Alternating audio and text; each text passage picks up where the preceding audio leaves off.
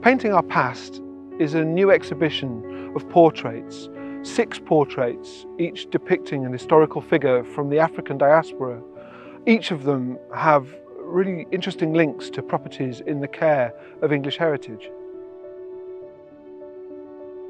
Commissioned by English Heritage, these portraits will be displayed at the forts, abbeys, country houses, and even the barracks where these people lived, worked, or visited. In many cases, their stories are just not well known. This is an opportunity through this project and working with these artists to bring these stories to life and to share them with our visitors. From Septimius Severus, the African-born Roman emperor who strengthened Hadrian's wall, to James Chappell, a servant who lived here at Kirby Hall in the 17th century, these portraits span the centuries and shed new light on the presence of African people here in England.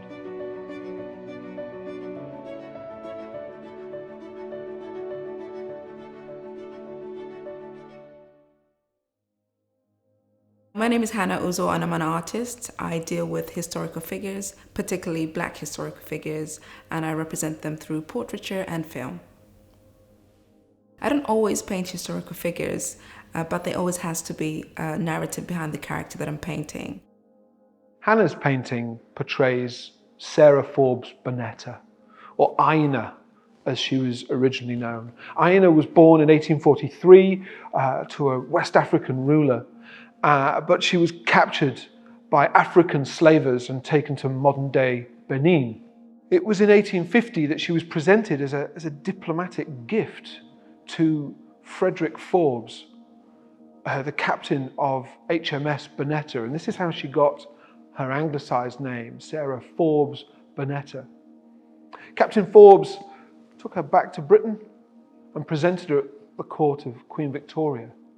And Queen Victoria took a great interest in this young lady and supported her through her education and effectively became her guardian.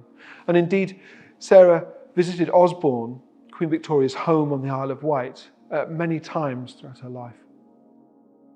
I was really intrigued with her story. I discovered her, through reading a book by David Olusoga, Black and British, A Forgotten History.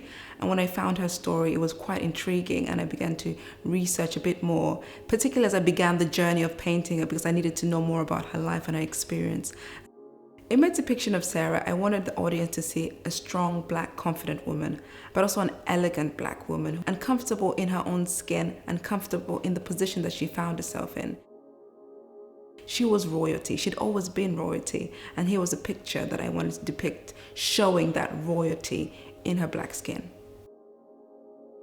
It looked like a perfect painting without the fabric on it, but I really wanted to see if I could stretch the limits of the experience of the audience by adding this, additional layer, a contrast, an antagonistic moment for me as an artist, but also for the audience when they see this depiction of this Black woman in a non-traditional dressing. I think it's a really great privilege to be part of such a wonderful project by English Heritage, and having these other artists tell stories of Black historical figures that have been forgotten is a really important thing, not only for those who are living now, but even for future generations, the legacy of these individuals and telling their stories from generation to generation.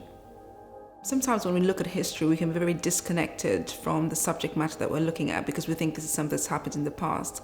But in terms of historical figures, we know that their descendants are actually living today. And some of these individuals we've actually been in contact with, I've been in contact with as well. And so history is a very living thing. It's not something that's set in stone, but it's something that's continuing. And in Sarah Forbes' case, her descendants are still living here in the UK and in Nigeria as well. Before I started painting Dido Belle, I would say I didn't know a lot about her, but through this whole process working with English Heritage, they gave me a lot of information on her. I was so excited to try and get into creating my version of Dido Belle. Dido Belle was the daughter of a young enslaved Black woman and a white Royal Naval officer. She spent most of her time as part of the Murray household, and she grew up right at the heart of Georgian London and spent most of her life at Kenwood House on Hampstead Heath. She is someone to pay attention to, someone who I believe had a voice because she had an important role. She is not just the daughter of a slave of a white man and she just was lucky to be brought up in Kenwood House. I like the placement of her hands where she's just softly resting in front of her body. It's almost giving a sense of femininity, because I also think femininity doesn't seem to be linked with people of color, of women, seem to be harsh, hard. She's a strong figure. She's also can be soft. Not all these other narratives that are sometimes placed on black women that'd be harsh, rough, mean. A lot of my paintings do have head wraps, and I like to work with them because there's this history about black women needing to cover up their hair. And I thought at that time, because they didn't know how to deal with curly hair, didn't know what to do with curly hair, so the solution was to just simply cover it up. To have this type of fabric wrapped around her hair is not just any type of cloth. That's just to show the importance of her. In my head, I wanted her silk dress to be this dark, deep green, because I know from experience that it goes well against brown, melanated skin. It just makes you stand out when you're in green. There was this distinct shadow line right down the middle of her face. You got this very, very light side and this quite dark side, and then you put it together and you've got Dido Belle. So I thought that was just a good commentary on who she is and what she is. It feels great to be part of this, almost like it's a group exhibition, even though everyone's at different places. It's just to see how everyone interpreted painting these historical figures, people of color that were embedded in British history that we're trying to bring to the forefront. Like, look, we've always been here. We just wanted to show them in a really good light and show all the things that they did. So it's quite an exciting thing to try and bring light to such a topic. Whilst you're painting, I think a bit like perhaps when an actor is taken on a role, they really try and understand that person. My background is in history and art history, so that often begins my research. Often begins with going to the past to look at things which I'm finding interesting or very relevant to what's going on now. ELENA's portrait shows us the Roman Emperor Septimius Severus. Septimius Severus was born in Leptis Magna, which is in modern-day Libya in North Africa, and he came to Britain in the early 200s to strengthen the Roman presence in the north of Britannia. He subjugated, certainly attempted to subjugate the local tribes there before falling back effectively to strengthen Hadrian's wall. So not only did he make his mark on Roman Britain, but he actually also died in Britain, in York, in 211. It was really important to have a kind of total version of him, the good and the bad. He is a person, no one's perfect. And I think that gives also a more rich version of history. People would ask me, like, oh, but he did this and he did that and that's not so great. You're like, but you have to consider this, and you become very kind of forgiving, maybe too forgiving.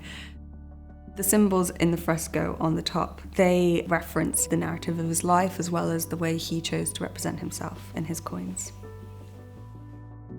I really found it interesting the way he seemed so astute and clever and very original in the way he thought. When it comes to the face and my initial sketches, I actually did one side of the face which was kind of frowning and the other side had a more smiling expression, because I kind of wanted to have this inability to pin the expression down, which whilst painting it it reduced a little, but I hope that kind of stays in the painting. He was very much in control of the information about him. And I really got this image of somebody as well who's a bit of a moralist, who was very quick at solving problems and a very inquiring mind. The hand over the knee and then the hand which is over the scroll, again referencing that kind of control over information and the way he was seen. I actively chose a pose where he was leaning forward because I think that really conveyed the fact that he was somebody who was always moving about and that was quick to act. The fall of the garments, particularly of the top area, was quite important. Leaning forwards towards us and in dialogue with us directly, but also kind of perhaps holding something back, and somebody who's quite severe and there's a little bit of secrecy always there with him. to get to know these incredible other artists and see how they've approached the project and how they've brought to life these other figures which are so important. And they exist amongst many other figures that have been lost to history. And so I'm really excited to see that this is just the beginning. It's so important that Septimius kind of exists within a space that he belongs to. I hope that it helps visitors to kind of re-envision this past, this British past, that point in time, which that area of the world must have been so multicultural and so interesting. My energy come from my dad. My dad showed me how to draw, and I haven't looked back since. I've been painting for a long time. I don't need energy anymore. It's something that you do. Clifton's portrait will be displayed at St Augustine's Abbey in Canterbury. And it shows us St Hadrian. St Hadrian was the abbot of St Augustine's, and he arrived in Anglo-Saxon England in the 7th century. He was a man renowned for his diplomacy as well as for his great learning. The first thing about the process was the time, the century, and I think that's the first challenge. And the next thing is about where he's from and what tribe, or it's not only the person, it's who the person is and what the person does. I use music to connect with the painting that I do. For this painting, I use Gregorian chant, and this helped me to connect spiritually with the work. The face was important because the face tells the person and where he's from. I didn't want a passive-looking Hadrian. I wanted to read from his face and his eyes, and that's what I was looking into. But to get that reading, everything have to come in place like a jigsaw. But I didn't want a nice, smiling, lovely, passive person. I want to look in his soul, deep within his soul, because that is Hadrian when you look into his soul. You think, as a painter, you could just do it, but it takes more than that. It takes a study, it takes just to know who you're painting, and it makes you feel more, involved and special to be doing something like that. I went to the Abbey on a virtual tour during lockdown. So, when you're doing something like that, you have to be there. I'm taking notes. They have loads of camera going around, and they show me everything. Things that I need to know and things that I didn't know that I need to know. We identify where the painting is going to go. So the whole settings of the work, that dark red look, all of the setting is designed for that space. I try and get the colors to fit where it's going to be hung and with what it's going to be there with the rest of the exhibit that is there. I'm impressed by his accomplishment. As an artist, to paint him now, today, after all those years, it's overwhelming. It's an overwhelming feeling.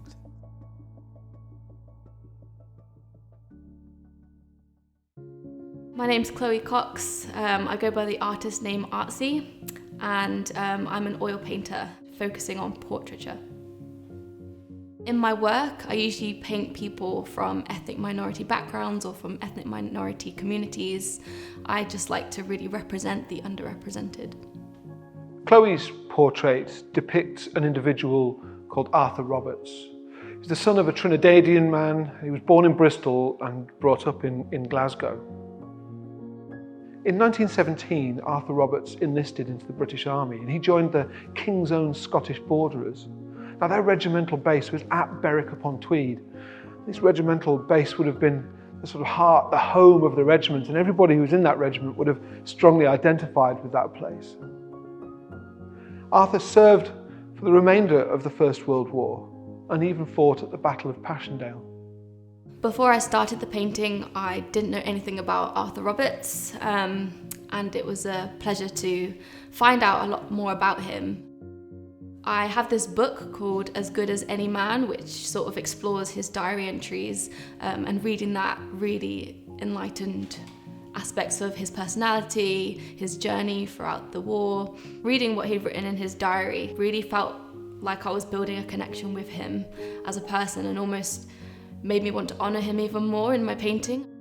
I definitely felt I got to know him, and he was quite a relatable character actually. What was a step away from my comfort zone was the fact that the photos were all black and white, they were quite grainy, because I'm used to either taking my own photos or requesting really high quality photos to draw from. There were a few photos of him in his uniforms for me to choose from, and some of them were him as a new recruit and others were him later in his career and higher up in rank as a soldier, and so I specifically chose one where he had gotten higher in the ranks and looked more the part and looked a lot more comfortable in his uniform, and I liked that. I wanted to show him as in some level of seniority. When people see this painting, I just want them to see a real human being and not see just a black man. I want them to see a person who's got a sense of like charm and confidence, and someone who contributed to the war effort the same as his fellow counterparts in the army. I'm really proud to have my work displayed at Berwick-upon-Tweed Barracks. It's the first time that my work has been commissioned to be part of a museum collection. So far, most of my work goes into someone's home, which is great, but I don't get to see it ever again, whereas here it's on public display, and I'm really excited about that and honoured to be part of the project. As a person of mixed heritage as well, representing a lost sort of figure in history and bringing them to life, and representing Arthur basically, doing that for him has been a real accomplishment for me.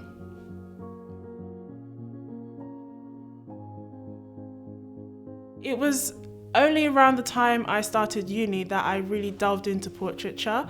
But before that, everything was an adventure and experiments, and I wasn't quite sure what I wanted to do. I used to work in a lot of these art Renaissance halls and things like that, and I just loved to look around the art when I was free or in my break. I didn't see myself represented in it. What if I could represent the black people, the black Europeans that I don't see? What if I could put something I don't see into a world that I love? Glory's portrait shows us James Chappell. James was a servant at Kirby Hall in Northamptonshire, and he entered the service of the Hatton family at around about the age of 15 in 1672.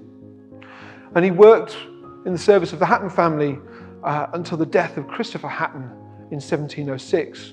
And at that point he was given a pension, which enabled him to set up home in the local area. And indeed, the stories say that he became the landlord of the local pub.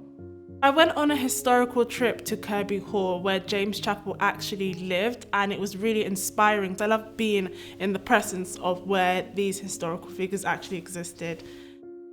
The fact that he could look back at his life and be proud of, his service to the Hattons. I just want people to look at him and see like a stoic figure, someone who's proud of his life. He is in these 18th century aristocratic clothing, a tailcoat with a cravat, he has an afro, he's in this, lovely Baroque chair, lovely ornamented chair with the curtains draping behind him. I wanted to give him the presence that he wants you to know he's there, that he's not just a hidden figure anymore. He's coming out and he's going to be among all of those other characters. He's part of the story. He's not just going to be hidden for any longer. There might be many more, and I would love to bring this story to life through portraiture, through a painting. All these unnamed, they don't have any any visual references. I would love to give them a name and a face.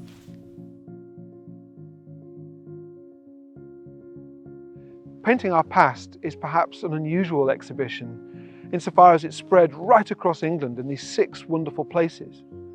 But what better time has there been to see these fantastic sites, these locations, and to look at these wonderful, arresting portraits, and to understand more about the impact of the lives of people from Africa in England's story.